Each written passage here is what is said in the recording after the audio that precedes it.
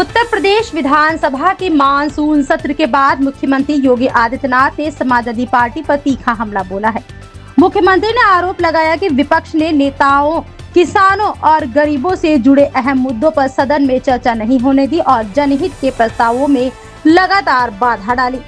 मुख्यमंत्री योगी आदित्यनाथ ने कहा कि विधानसभा से 59,000 करोड़ रुपए से अधिक का अनुपूरक बजट पारित किया गया है, जिसमें प्रदेश के विकास और जन कल्याण से जुड़ी कई महत्वपूर्ण योजनाओं के लिए प्रावधान किए गए हैं। उन्होंने बताया कि बजट में आंगनवाड़ी कार्यकर्ताओं, आशा बहनों, रसोइयों और चौकीदारियों के मानदेय में वृद्धि का प्रावधान किया गया है। इसके साथ ही महिला, वृद्ध और दिव्यांग पेंशन बढ़ाने की भी व्यवस्था की गई है।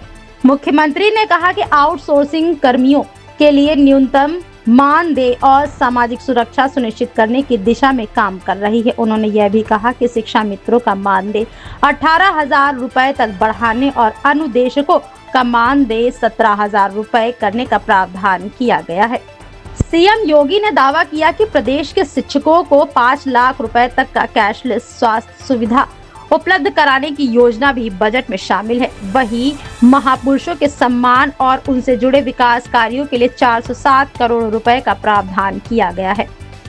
मुख्यमंत्री ने समाजवादी पार्टी पर निशाना साधते हुए कहा कि विपक्ष ने पूरे सत्र के दौरान जनहित के मुद्दों पर सकारात्मक चर्चा के बजाय हंगामा किया। उन्होंने आरोप लगाया कि सपा का रवैया लोकतांत्रिक और संवैधानिक मूल्यों के अनुरूप नहीं रहा।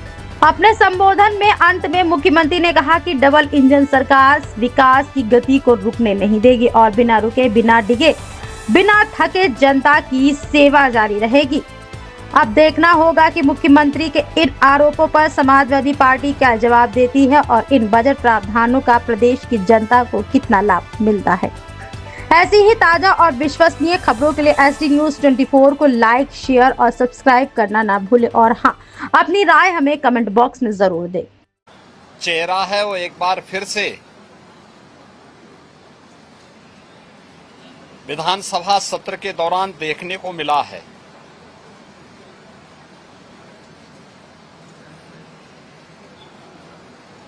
विधानसभा सत्र को हंगामे के हवाले करना, प्रदेश के युवाओं, किसानों,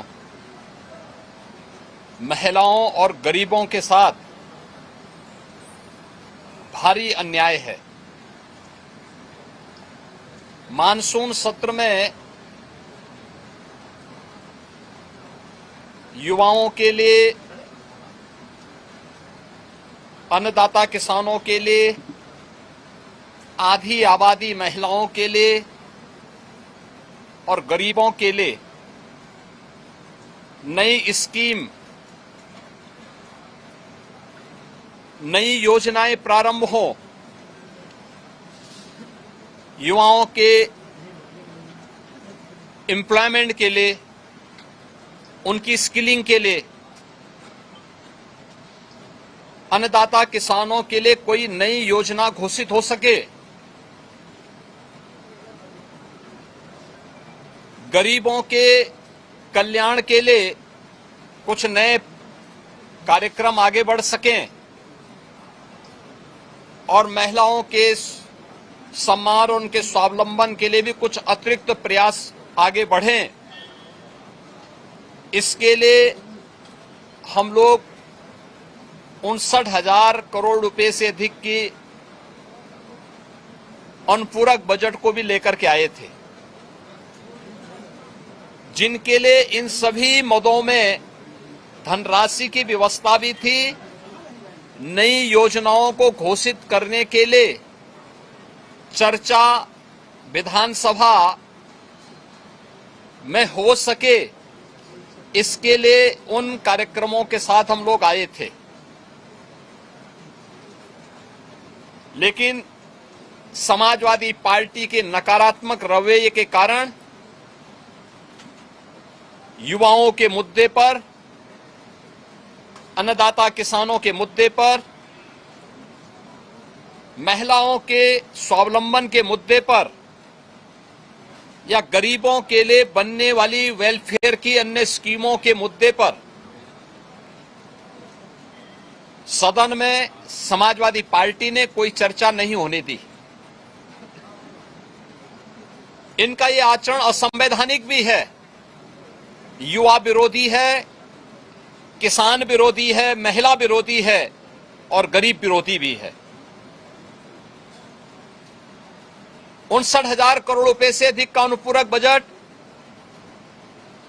इन नई मांगों के साथ साथ प्रदेश के इंफ्रास्ट्रक्चर की स्ट्रेंथनिंग के लिए एक्सप्रेस वे के नेटवर्क को और बेहतर बनाने के लिए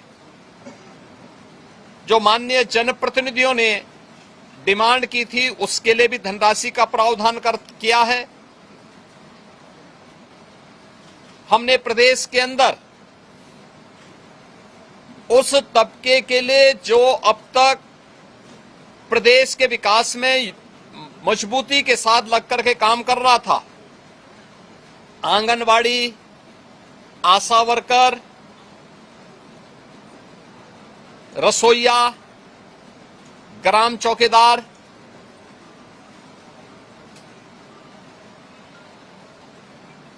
आपके कोटेदार, इन सब के साथ साथ उस हरेक तबके को छूने का प्रयास किया था जिनके मानदेय बढ़ने हैं। निराश्रित महिला पेंशन, वृद्धावस्था पेंशन, दिव्यांगजन पेंशन में भी वृद्धि हो, चर्चा हो। जो लोग अब तक इन योजनाओं से जुड़ नहीं पाए थे, उन लोगों को जोड़ने का प्रावधान हो। इन सब पे सदन में चर्चा हो। लेकिन समाजवादी पार्टी का नकारात्मक रवैया सदन में और माननीय सदस्यों के द्वारा उठाए जाने वाले इन महत्वपूर्ण मांगों को मजबूती के साथ आगे बढ़ा सके, इसमें रुकावट बनी। लेकिन उस सब के बावजूद विधानसभा ने सप्लीमेंट्री डिमांड को पारित किया है और पारित करने के साथ ही बहुत शीघ्र इन सभी तबके के लिए, मैंने जो कल भी कहा था कि उत्तर प्रदेश सरकार ने आउटसोर्सिंग कमीशन का गठन कर दिया है। एक न्यूनतम मानदेय हर एक आउटसोर्सिंग कर्मी को प्राप्त मानदेय बढ़ने हैं। निराश्रित महिला पेंशन, वृद्धावस्था पेंशन, दिव्यांगजन पेंशन में भी वृद्धि हो, चर्चा हो। जो लोग अब तक इन योजनाओं से जुड़ नहीं पाए थे, उन लोगों को जोड़ने का प्रावधान हो। इन सब पे सदन में चर्चा हो। लेकिन समाजवादी पार्टी का नकारात्मक रवैया सदन में और माननीय सदस्यों के द्वारा उठाए जाने वाले इन महत्वपूर्ण मांगों को मजबूती के साथ आगे बढ़ा सके, इसमें रुकावट बनी। लेकिन उस सब के बावजूद विधानसभा ने सप्लीमेंट्री डिमांड को पारित किया है और पारित करने के साथ ही बहुत शीघ्र इन सभी तबके के लिए, मैंने जो कल भी कहा था कि उत्तर प्रदेश सरकार ने आउटसोर्सिंग कमीशन का गठन कर दिया है। एक न्यूनतम मानदेय हर एक आउटसोर्सिंग कर्मी को प्राप्त हो और उसको हर प्रकार की सामाजिक सुरक्षा की गारंटी भी प्राप्त हो, उसको हम अगले बहुत शीघ्र उसको आगे बढ़ाने जा रहे हैं। उसके लिए धनराशि की व्यवस्था हमने बजट में कर दी है। आंगनवाड़ी, आशा वर्कर, रसोइया, ग्राम चौकीदार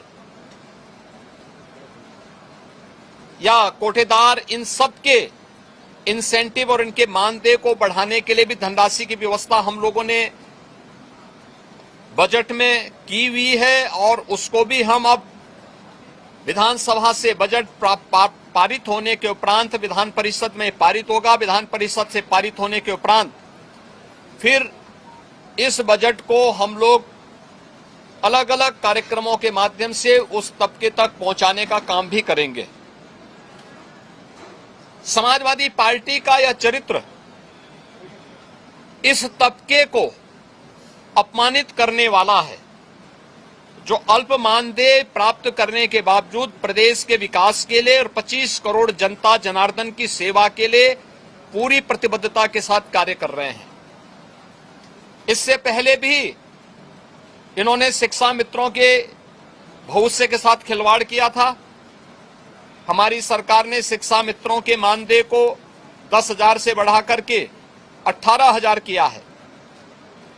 पहले 3,000 ये मानदेय मिलता था, हमने 3,000 से 10,000 किया, 10,000 से 18,000 किया और उन्हें 5 लाख रुपए की कैशलेस की सुविधा भी उपलब्ध करवाई। अनुदेशकों को प्रदेश में 9,000 मिलता था, उन्हें 17,000 रुपए उनका मानदेय किया और उन्हें कैशलेस की सुविधा भी उपलब्ध करवाई। बेसिक, माध्यमिक, उच्च शिक्षा से जुड़े हुए जितने भी शिक्षक हैं, इनके मानदेय को इनको कैशलेस की सुविधा उपलब्ध करवाई। अन्य तमाम तबके के लिए बेहतरीन स्कीम को लेकर के, योजनाओं को लेकर के हम सप्लीमेंट्री डिमांड्स में आए थे और इन सब के साथ साथ सामाजिक न्याय के लिए अपना जीवन समर्पित होने वाले उन सभी महापुरुषों के लिए, जिनमें बाबा साहब भीमराव अंबेडकर हैं, जिनमें महर्षि वाल्मीकि जी हैं, संत शिरोमणि सदगुरु रविदास जी महाराज हैं, सामाजिक न्याय के पुरोधा के रूप में और महिला शिक्षा का पुरजोर समर्थन करने वाले संत ज्योतिबा फुले हैं, साहू जी महाराज हैं। इन सभी लोक माता अहिल्याबाई होलकर जी हैं। इन सब के बारे में भी हम लोगों ने इस बजट में चूंकि प्रावधान किया है 407 करोड़ रुपए उनकी मूर्तियों पे छाजन लगाने और सुरक्षित पार्क के लिए, बाउंड्री वाल के लिए इतनी धनराशि की व्यवस्था इस सप्लीमेंट्री डिमांड्स में थी। वह न पास हो, इसके लिए समाजवादी पार्टी ने लगातार सदन की कार्रवाई को बाधित किया, लगातार व्यवधान पैदा करने का लगातार प्रयास किया। लेकिन इनके व्यवधान के बावजूद सप्लीमेंट्री डिमांड्स विधानसभा से पारित हुई है। विधानमंडल से पारित होने के उपरांत ये सभी कार्य तय सीमा के अनुरूप आगे बढ़ेंगे और सामाजिक न्याय के सभी पुरोधाओं को, सभी महापुरुषों को भी सम्मान मिलेगा। समाजवादी पार्टी के दोहरे चरित्र के खिलाफ, जो दलित विरोधी है, पिछड़ा विरोधी है, युवा विरोधी है, किसान विरोधी है, महिला विरोधी है, गरीब विरोधी है, इन सब चेहरे का उजागर आज उत्तर प्रदेश सदन ने किया है कि इन लोगों का चेहरा और लोकतांत्रिक और संवैधानिक और इस पूरे तबके के साथ अन्याय करने वाला रहा है, अनर्थ करने वाला रहा है। समाजवादी पार्टी के इस अलोकतांत्रिक और संवैधानिक व्यवहार को, जो शर्मनाक व्यवहार लगातार सदन में देखा गया है, हम इसकी निंदा करते हैं